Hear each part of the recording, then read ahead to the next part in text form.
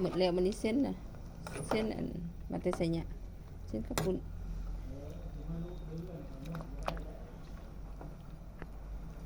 เดี๋ยวเขามีอันนี้นี่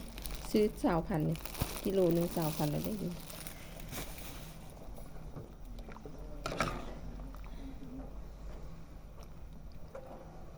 พอแล้วห่อเดี๋ยวนั้นใส่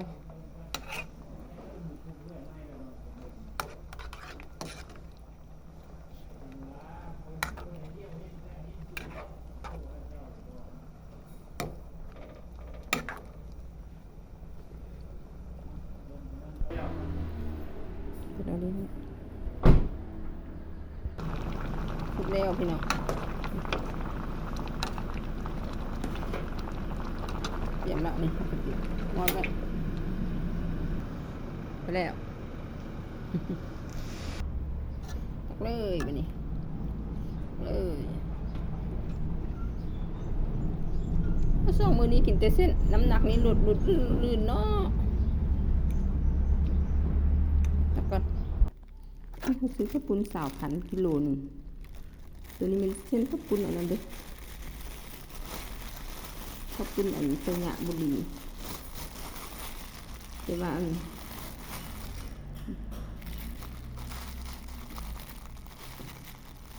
เขาตักครึ่งนึงเอาครึ่งนึงไว้ให้เขาปุ่นกันกินเบิ่งไว้เป็นอะไร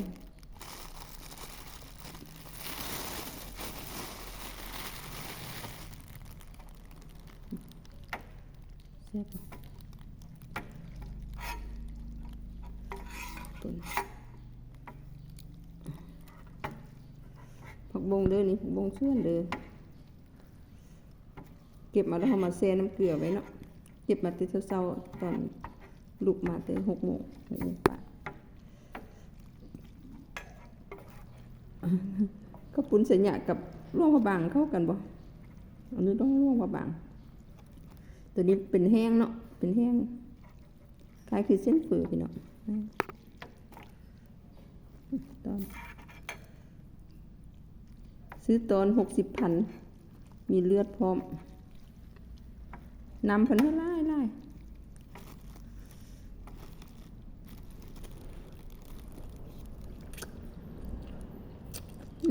เข้ากันอยู่แซ่บเผ็ดขึ้นอยู่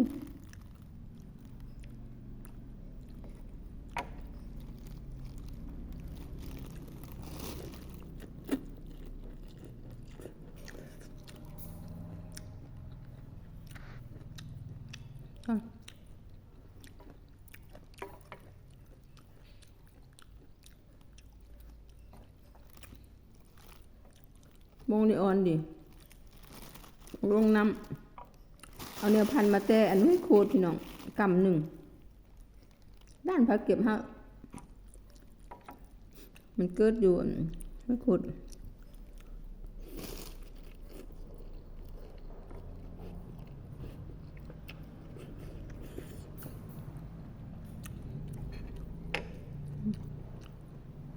เผ็ด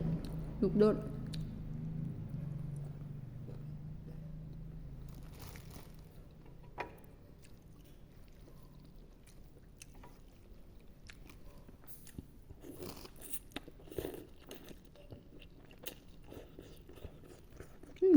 เข้ากัน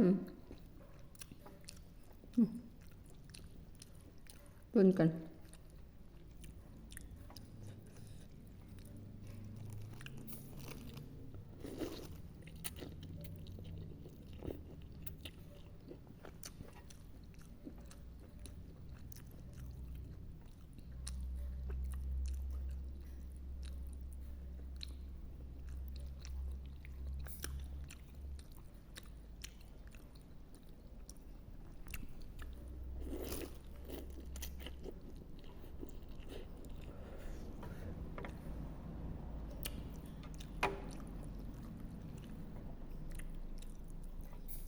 บางเขาก็ต้มเนาะ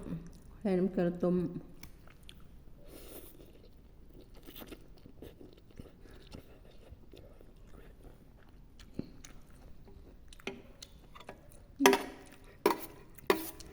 สดน้ำ ซ่บ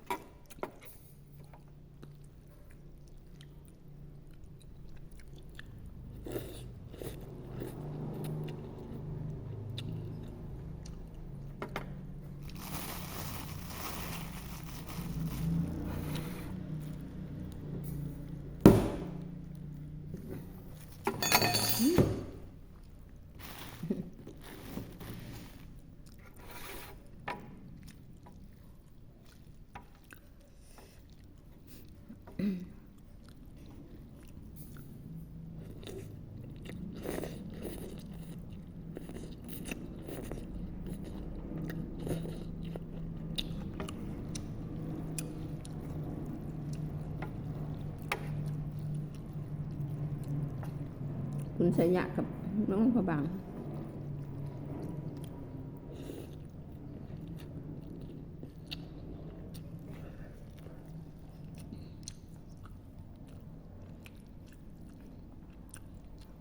ตอนแม่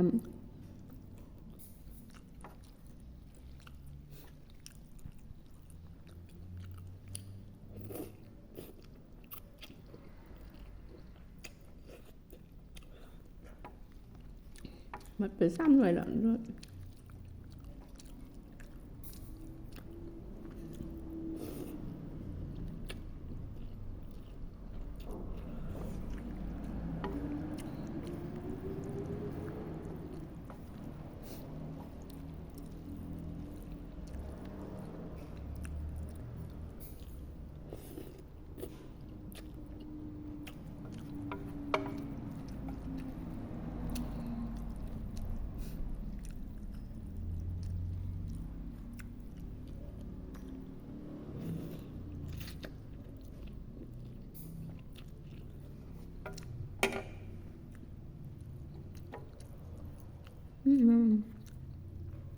ค่อยลังเนาะ